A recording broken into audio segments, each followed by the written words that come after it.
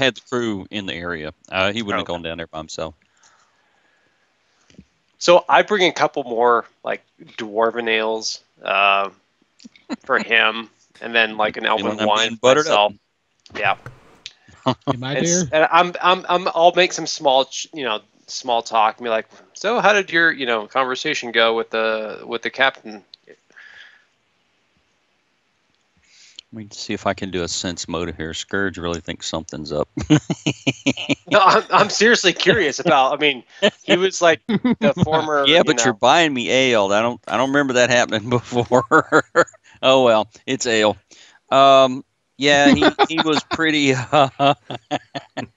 He was pretty determined that we throw the race to allow him to become a pirate lord, so that he can bring the issue of the Chilaxians before the Pirate Council. Okay, this is where I butter you up. So he's afraid already of your prowess at sea, hearing about your numerous victories and how in such a short time you've gained renown throughout the Shackles. He's afraid of you, as he should be. I don't believe if he wasn't concerned, he wouldn't have even approached me. He would have just taken the ship and gone on about his way. You sure he doesn't want a 10-second ship?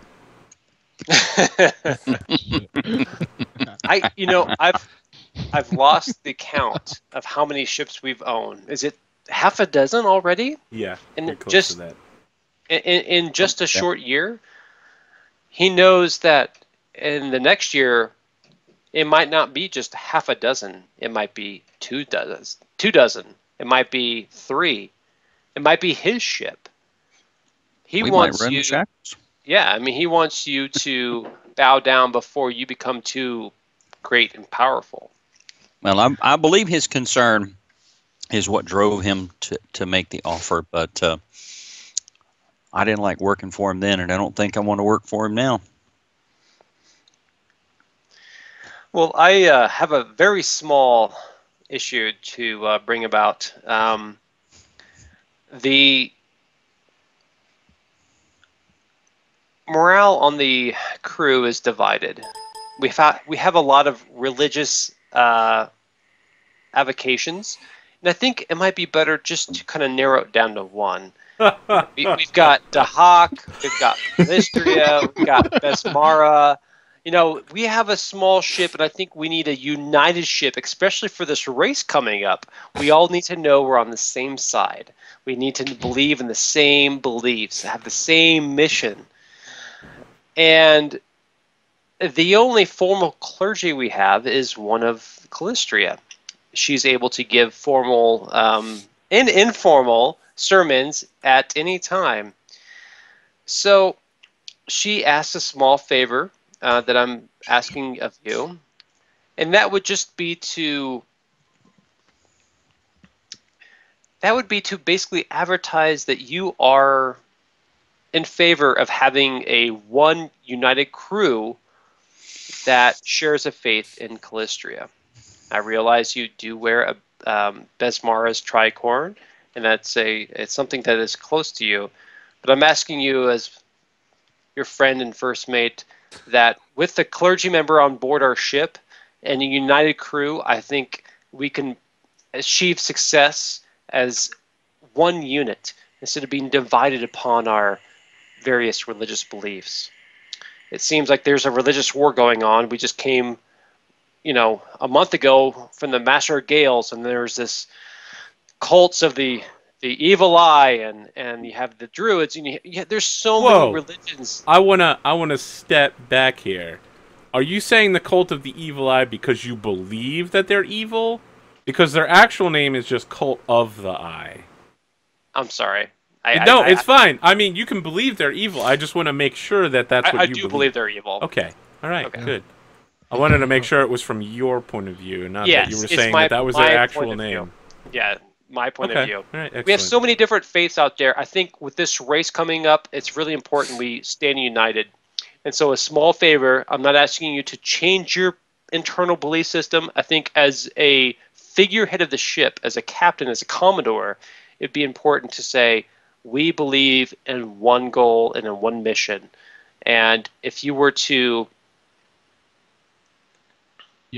don the if you were to push away these other faiths from a advertisement, having the flags, the banners, and just have a Calistrian representation on the ship, it would, I think, go far. Not only the sailors' morale, but a unity throughout.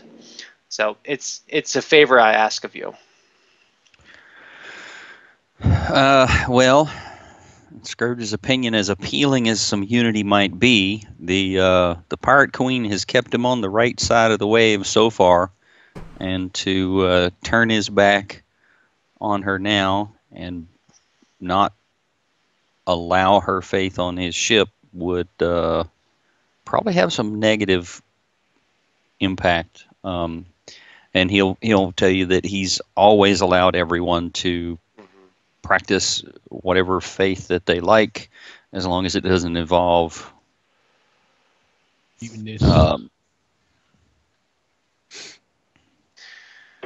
abusing other people, other members of the crew.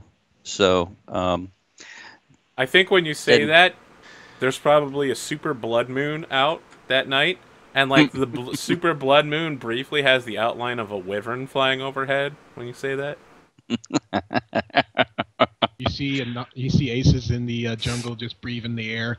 Blood magic. I can see all the animals in their blood.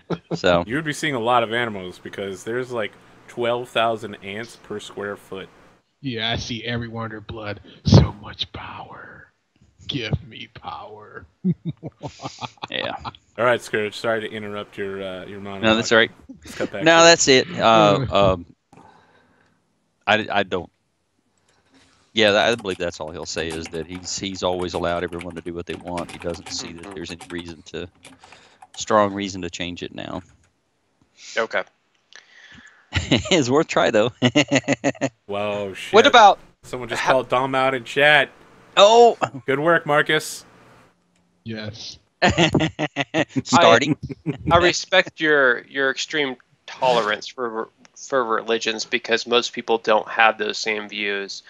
All I ask you is to wear this holy symbol to show that Calistria is important on this ship.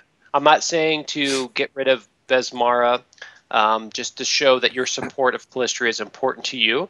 And just wearing this holy symbol, the crew members, when they go visit our Calistrian cleric, they know that they're on the side of the captain.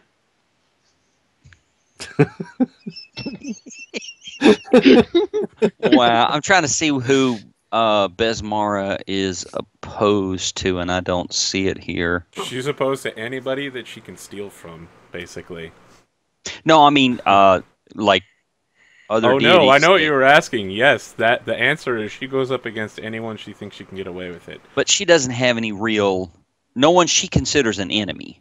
Everybody's a victim. Yeah. You know? So, according to her entry, she makes raids on places such as Hell, Elysium, Axis, and Heaven. So, all of the lawful planes and some of the good ones and the evil ones. Okay. Nice. But Calistria is chaotic neutral. Yeah. So and that that actually speaks to what I was looking for. Is they're not directly opposed to each other. They're actually more or less the same. Stealing stuff. One likes having people in the face. Yeah, same spirit, different intentions. Right. Same quadrant of on the behavioral scale. So, I don't think he'll see anything. Calistria has healed him more than once. I don't think he'll see any real problem with wearing the holy symbol, and I don't think Besmara will be too terribly upset, as long as he's still following through with what she wants. So, I love that in chat, Rich was making jokes about monthly payments of $19.95. Because the day of the race, your druid, Marvelo the Snake Summoner, is like, Captain, Well, I have a bargain for you. I just, I was going through certain spell works, and it turns out I have this very fine scroll that my uncle, who recently passed, left me. Now, I will offer you usage of this scroll during the race for the simple price of 2,000 gold pieces. And what is this scroll? Ah, I'm glad you asked.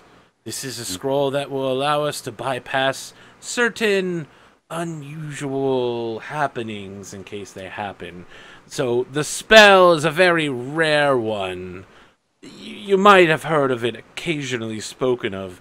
It's called Find the Path. It's used by 6-tier spellcasters.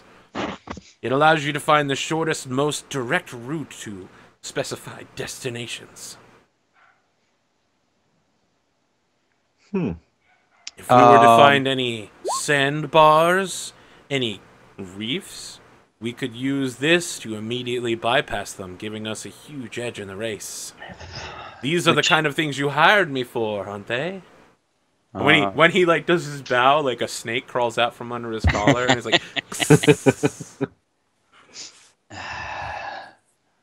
okay. That we were allowed to use magical assistance, but not magical interference, right? That is correct. No, I'm asking Arthur, not the. Sure. Not the Yes. You cannot engage in combat with other vessels. You're allowed to use magic as much as you want to, but the Master of Gales himself is controlling the weather. So if you want to try to counter-control the weather, you have to roll up against him, which is... I thought we were okay with fighting other vessels if they attacked us first. No. You cannot engage in combat at all. Yeah. Okay, so this wouldn't actually be against the rules, is what I'm getting at. Using Scrolls of Fireball is perfectly reasonable, because that's a readied action to stop someone from casting a spell on you. But you can't be like, oh, they cast Fireball on me, I'm going to Fireball them back. No. Right. No, but I specifically asked that last session. I did. I may have misinterpreted it then, because the answer to that is absolutely no. No engaging in combat at all. Well, okay. Don't worry. If you've prepared all of those spells of Fireball, you can still sell them on the market afterwards. Yeah. It's not like they're going to go bad. They don't get old. Yeah. You can stick them in a scroll tube and pick them up in 2,000 years or so. And we know at least one other ship that's going to be fairly close to us that has someone on it that just loves Fireball. Peppery Longfarthing? Yeah. Yeah. So they'll be handy. What I'm getting at is this would not be considered cheating. No. It's helpful magic. It's just us. It doesn't interfere with anybody else. Yeah, I think it's well worth the price. Okay, so he's got his hand out for his 2,000 gold piece DLC. What's the... I'll consult with my officers on what the actual cost is. It is a 6th-level scroll. Actually, scrolls usually don't go that high. Yeah, they don't normally go that high. That's why he said it's super rare and very unusual. Yes. See, basically, let me set the middle. You see Aces come from the shadow. His new masks have grown a mane like a tiger, and his spike gauntlet has formed into like a shape of a cat's claw. And he just creeps out of the shadow and brings the 2,000 gold up to the captain. All right, I guess that means that it's worth it. Okay, yeah, I'll happily pay him his 2,000 gold. That could make the difference between finishing this and not finishing this today. So okay, Aces, you could always bargain with the druid and say, "We'll pay you 2,000 gold pieces for a pint of your blood." So, yeah, what happens is he reaches out for the bag and then twists his wrist so his robe, covers it. And when the robe comes back, it's gone. The bag is gone. And you can see it going down his arm because the bag is so big. The snakes are, carrying it into the inside of his robe. And he's like, well, this agreement is... And he looks directly at the camera. Marvelous. Marvelous. Oh. Wow. And then he's like, boom! Oh. And he does like some minor like storm magic to create like a puff of smoke, and he jumps backwards and tries to hide afterwards. He's a very strange man.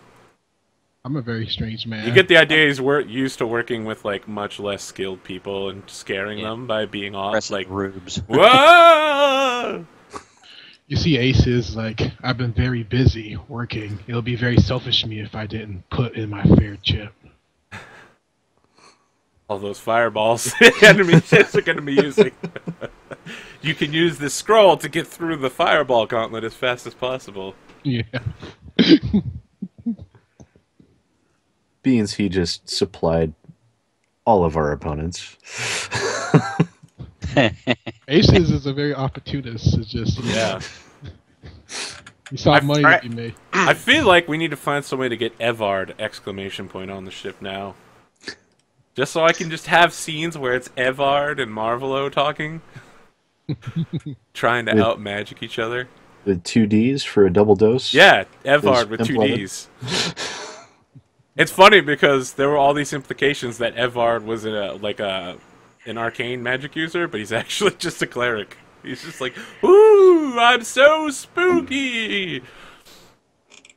Alright. So... I do tell everybody that I learned a new ability, so if my body starts to shimmer of light, if you want to move through me, you will be restored with your healing energy. I learned a new ability where I can turn into a cloud of positive energy. I'm basically God now. Don't worry about it. Everything's fine. If I ever fight undead, I'm gonna wreck their face. Yeah, obviously what needs to happen is you need to wrap a rope around Alaris and just sling him at people. Alaris Trebuchet. Just throw him at Vampire, you try to hug him. The Vampire's like, no, it burns! The curing yo-yo. So, the race begins first thing in the morning, under leaden sighs and sudden squalls of driving rain. Tessa Fairwind comes aboard your ship to wish you smooth sailing and good luck, as does Pierce Jarrell, Meryl Pegworthy, and Sandara Quinn. After over an hour of shouting, cursing, and jostling for position, the various 12 ships arrange themselves in a rough formation behind a starting line between the Kraken, the Master of Gales Zebek, and another ship, the Ocean's Revenge. Directly next to you on your port side is the Wormwood, the ship of Captain Barnabas Harrigan, and its unique dragon frontal motif. I don't think I ever heard an answer. Are we going to have the wisdom buff or not? Can we scroll that during the week or have it prepped? I don't have the spell. But it won't be able to last that long. It's a minute per level, that's the problem. Yeah, it's not going to last anywhere near as long as the race. Oh. Okay. It used to be 10 minutes, but they was like, wait, that's too good. Oh, okay. I thought it was longer than that. Maybe on any super critical parts of the race, like if we have like when we go right through the edge of the maelstrom there or something like that, use it for that for a bonus. So you want to have a scroll of that ready, Aces? I can have that ready. Excellent. Yes, my lord. I will be casting guidance on You're just gonna stand behind him and be like, God. Yep. Yep. Yeah, that's my job. It's a legitimate tactic. Cure him, keep him guided. You know what? You are his divine guidance counselor, right? So you literally just stand behind him, and you're like, "I have spiritual insight to offer you, Captain. I just have to touch you on the back." Oh, Alaris has always been a hugger, so he likes to touch people, and he's going to guide him. He's going to assist in any profession sailor checks. He's going to do all that stuff for him. Well, you can do one or the other. You can guidance him, or you can assist. I do have a question. I'll just assist him. It makes it a lot easier instead of rolling, all these times. Would I be able to use River of Wind without damaging the sails? River of Wind. I'll have to look that one up. Never even heard of it. I would remind you that weather is being controlled. So, evocation air. It's a 4th level spell. Summoning a tempest. You create a direct current of force. Yeah, it's going to be almost impossible to use it in an area where the weather is under control. So, the Master of Gales is using the 6th or higher level spell Control Weather, and he's just basically being like, all of the winds in the area do exactly what I say and nobody else. Because this is how he's been winning the race for the last 10 years. This is basically being, hey, the winds go the wrong way for everybody else, and they go forward for me. Whoops. Well, it was worth a shot. Yeah, yeah. So, the Master of Gales stands atop the rock and then magically amplifies his voice so that all the ships can hear him, and he says, "This is an important event for all of you. I am the Master of Gales, and there are some who do not agree with my method of piracy. I look out upon a world with civilization and laws and rules. And this is not the way men were meant to live. This is not the way mortals were meant to live. We live free. We take what we need. We give nothing back. We are the hunterers. They are the gatherers. It is the natural evolution of our species that we rule the seas. Whenever a threat has stood against this world, the Shackles has struck back. We are the heart of Golarion. And now, one of us, gathered here, must prove that they are the head of this pact. Whoever can prove themselves to be the superior predator, the final hunter, will be risen to the council and granted their own island. I wish you all good luck." And he turns into an albatross, takes off, starts flying. So all the ships have wind directly behind them, and they're just anchored in place, and so all the ships are ready to immediately burst forward.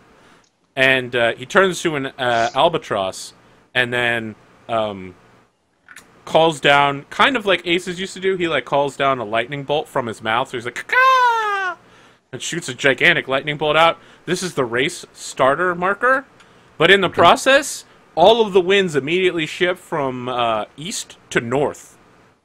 And so everybody loses their sails, and as all of the ships are drawing up their anchor, everybody starts bumping into each other. Nice.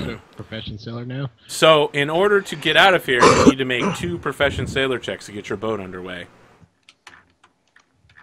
And none of these can be take 10? Unfortunately, you can't take 10 at any point during the race because this is a contested zone. You're constantly under the threat of interference by enemies. Craig, add 1 to all your rolls with guidance. You see me pop a scroll right now. Wisdom to get the hell out of here. All right. Okay, so you have another +2.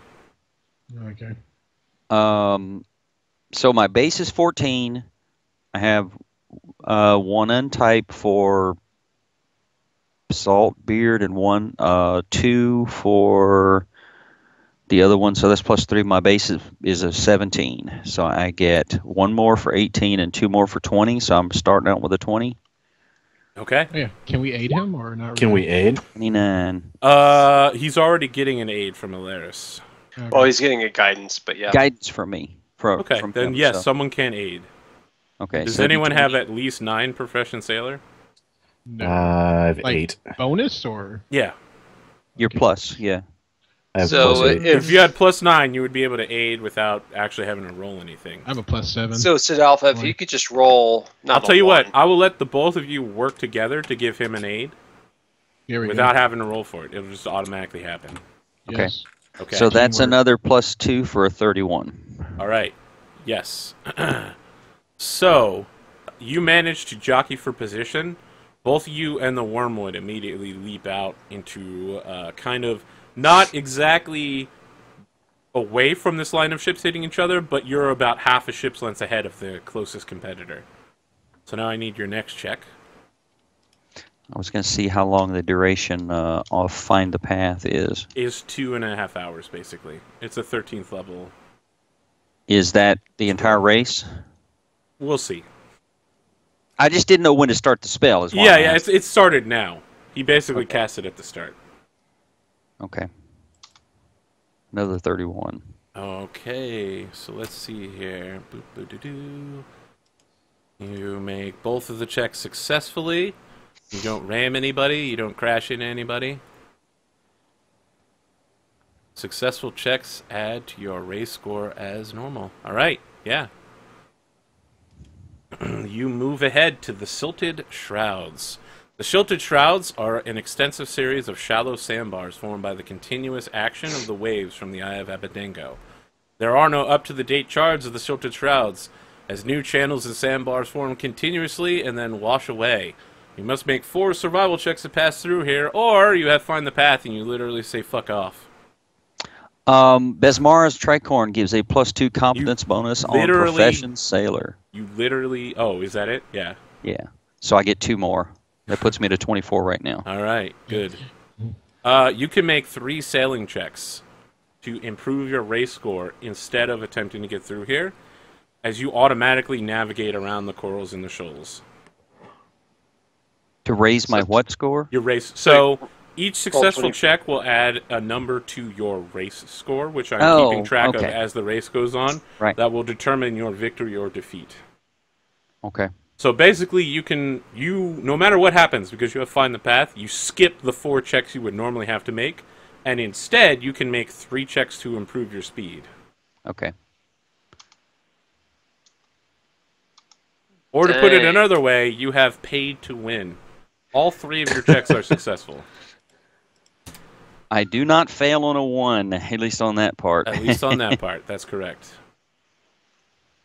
All right, so it's a pretty clear cut ahead. It's you and the Wormwood are the only ships that are navigating far ahead right now, and you are slightly ahead of the Wormwood.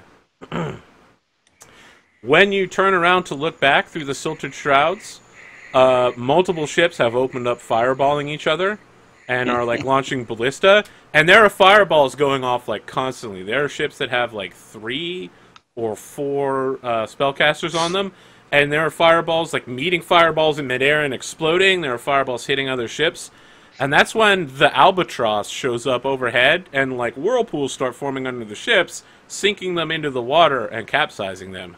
Nice. So almost half the competitors are eliminated in the Silted Shrouds just from combat.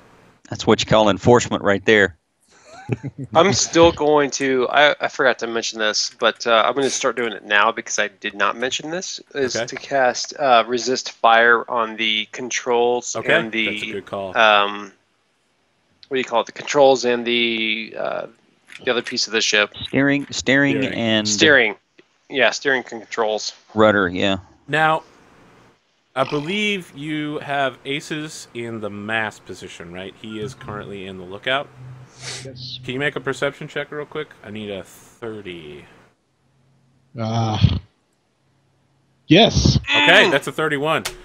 You actually see that there is a like a giant octopus rolling through the water, and all of the ships that capsize, the crewmates are all getting out and like being put into boats, basically lifeboats, and being saved.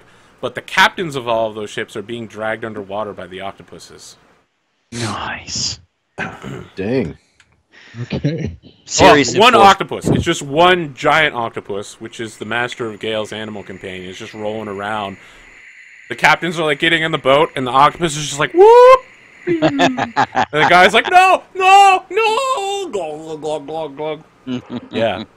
They're not fucking around on these rules. I would not want to mess with his animal companion. God darn. If you look at the moon right now, it's like half white and half red. You and the moon. Yeah. It's cloudy over here. Yeah, I can't see it, which makes me sad. There are 3 things a wise man fears, and a moonless night is one of them. That's a reference. Figure out where it's from. Okay, you enter the Raker Shoals. This is a low-lying coral reef known as the Raker Shoals that is a well-known hazard. You must quickly chart a course through these shoals using a geography check. But you have to find the path, so you're literally like, fuck it. Unfortunately, there's no way to improve your speed here. Okay.